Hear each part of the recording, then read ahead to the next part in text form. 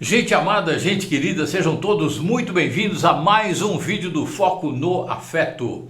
Gente, hoje eu vou falar sobre a inveja, pela segunda vez um vídeo dedicado a esse assunto.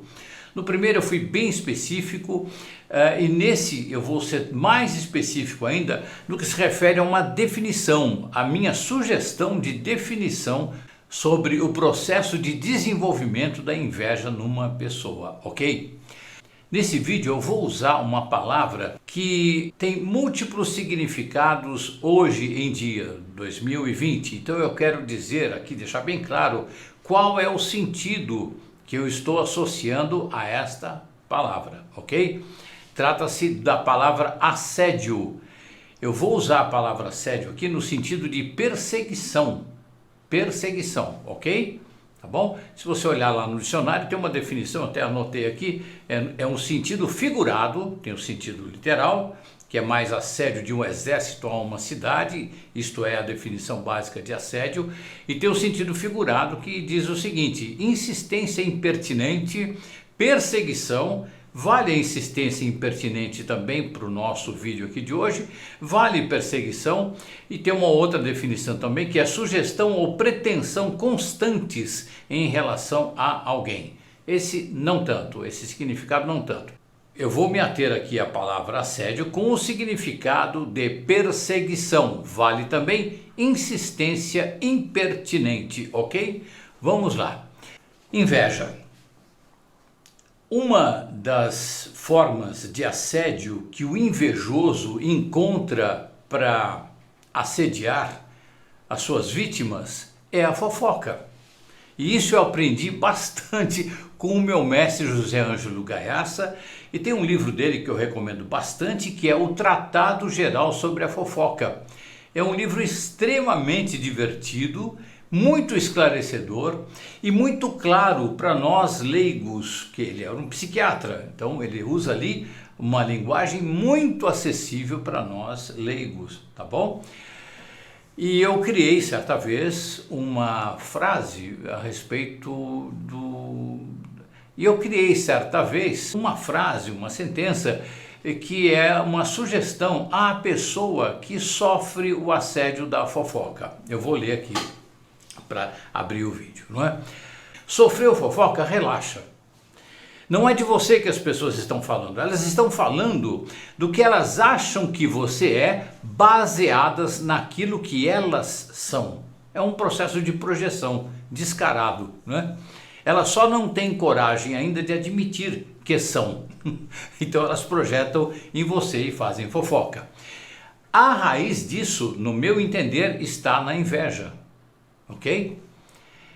Aí eu vou começar aqui a falar desta definição, na minha humilde opinião, do que vem a ser a inveja.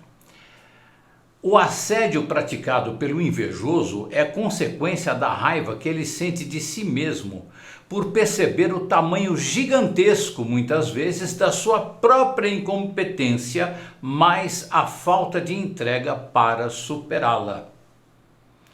Então ele toma contato, o ser humano, este ser humano que tornar-se-á um invejoso, ele toma contato com um grau de incompetência, um determinado grau de incompetência. Ele desenvolve ali uma tristezinha, um desconforto. Quando ele começa a se comparar com outras pessoas, e tem dessas outras pessoas a notificação, às vezes sob a forma de bullying, de que é incompetente, ele desenvolve uma raiva que, engolida, que é como na maioria das vezes acontece, vai virando ódio. E é um ódio que ele tem dele mesmo, por não conseguir desenvolver esta competência, enfim, essa habilidade. Então ele pratica o assédio, a perseguição a outras pessoas, né? O invejoso pratica, o já então invejoso pratica o assédio em relação a outras pessoas como consequência da raiva que ele sente dele mesmo, porque ele percebeu o tamanho gigantesco da incompetência dele. Isso tudo é um equívoco dele, né? Que ele não tem nada que se comparar com os outros, mas ele entendeu que ele é incompetente ali, que ele não percebe que tem outras competências, ok? Então o assédio que ele pratica é consequência da raiva que ele sente de si mesmo por perceber o tamanho gigantesco, eventualmente, da sua própria incompetência. somado à falta de entrega, de coragem para superar esta incompetência. Ele fica ali inibido, porque ele se descobriu incompetente, sofreu o bullying, aí não conseguiu superar, fica desencorajado porque ele foge da desqualificação.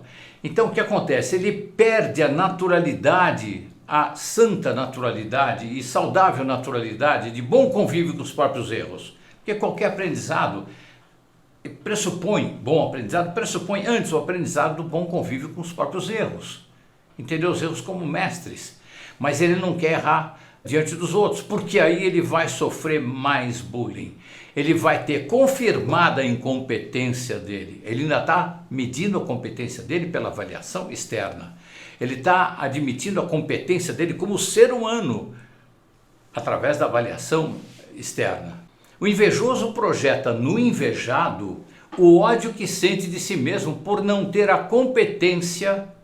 Ele não tem essa competência por medo, mais orgulho, mais vaidade. Como falei agora há pouco, ele se inibe, ele não quer arriscar, ele não vai se jogar para aprender, porque ele sabe que vai errar e não convive bem com os erros. Então ele inveja, geralmente ele inveja quem se entrega aos erros, quem desenvolve competências. Poxa, aquela pessoa ali, ela não está nem aí quando os outros fazem bullying e eu estou aí quando fazem bullying. Eu fico processo da vida. Isso castra a minha iniciativa de aprender mais, porque eu tenho pavor da crítica externa. Porque eu meço a minha competência, eu meço a minha validação existencial através das críticas ou elogios externos. Então, repetindo aqui, o invejoso projeta no invejado o ódio que ele sente de si mesmo por não ter a competência de expor com humildade as suas próprias limitações. Agora, numa abordagem poética aqui, para que a definição do invejoso entre pela porta do coração, o invejoso é como um náufrago que tem pavor de pedir socorro. Imagina um cara lá morrendo afogado e com pavor de pedir socorro. Vive asfixiado entre a vida e a morte, por medo de nadar e errar aos olhos dos outros. Ele prefere a agonia à humilhação. Gente, não é pouca coisa não. O drama é grave, é muito sério.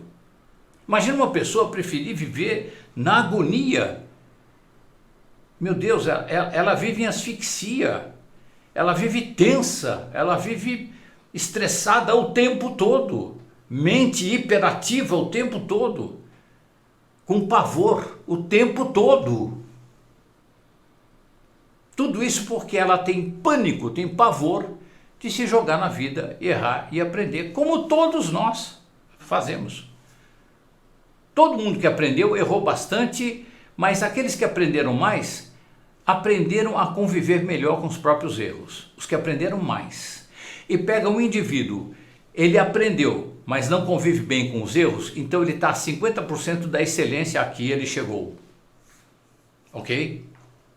O assédio que um invejoso pratica é um jeito velado e bem equivocado de pedir socorro.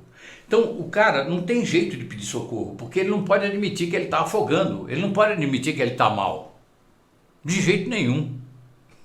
Ele não pode aceitar nem para ele mesmo que ele está mal. Admitir para os outros nem pensar.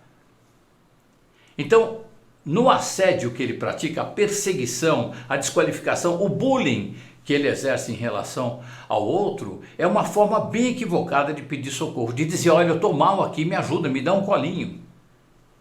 Ele pede por isso, desta forma, e num processo inconsciente, creio eu.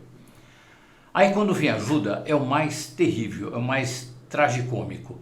Porque vem ajuda, a pessoa dá um colinho, a pessoa faz elogios verdadeiros e sinceros, nessa hipótese de fazer elogios verdadeiros e sinceros, e o sujeito lá não acredita.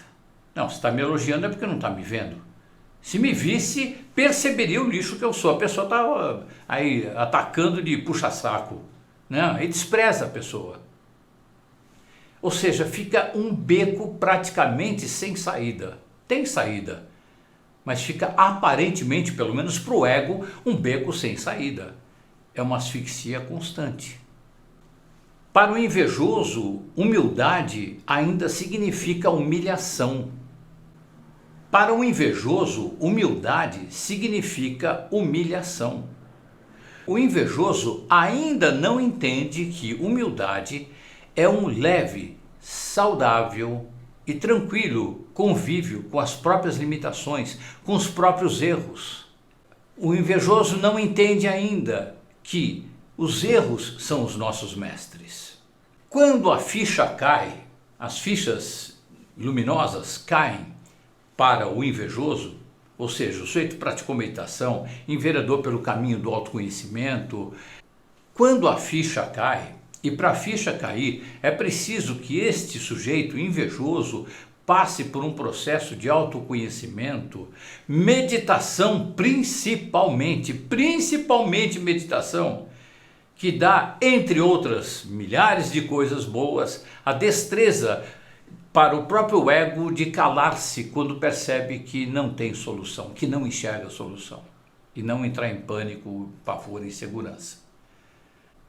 Ele adquire um comando, um controle maior sobre esses impulsos do ego, no sentido de fazê-lo crer que ele não tem jeito, que não tem saída. Porque quando pratica meditação, o invejoso ele vai descobrindo um cara bem legal lá dentro, mas só que é lá dentro. Por enquanto ele não sabe que expressar esta energia boa através do ego pode ser a solução. Isso vem com o tempo. Esse tempo varia de pessoa para pessoa, não é? Então, quando a ficha cai, depois de um processo de autoconhecimento, esse invejoso vai descobrir que humildade, como falei agora há pouco, é a convivência saudável com os próprios erros. Quando outra ficha cai, ele aceita suas próprias limitações, ele se descobre interessante e para de medir o seu desvalor ou o seu valor por comparações externas. O ódio em relação a si próprio acaba, porque a sensação de incompetência não o perturba mais. Eu repito, quando cai essa outra ficha, ele aceita suas próprias limitações, ele aceita suas próprias limitações. Eu repito aqui, ele aceita suas próprias limitações. Ele se descobre interessante e para de medir o seu desvalor ou o seu valor por comparações externas, por parâmetros externos, por críticas externas. O ódio em relação a si próprio acaba porque a sensação de incompetência não o perturba mais. Os assédios acabam porque ele parou de competir e com isso a inveja acaba. Outra abordagem um pouquinho poética aqui para acessar os nossos corações. Antes de aprender a nadar nos mares da vida, nós precisamos aprender a pedir socorro. E aprender que isso, pedir socorro, não nos torna inferiores, nos torna apenas aprendizes, que é o que somos todos. Foco no afeto.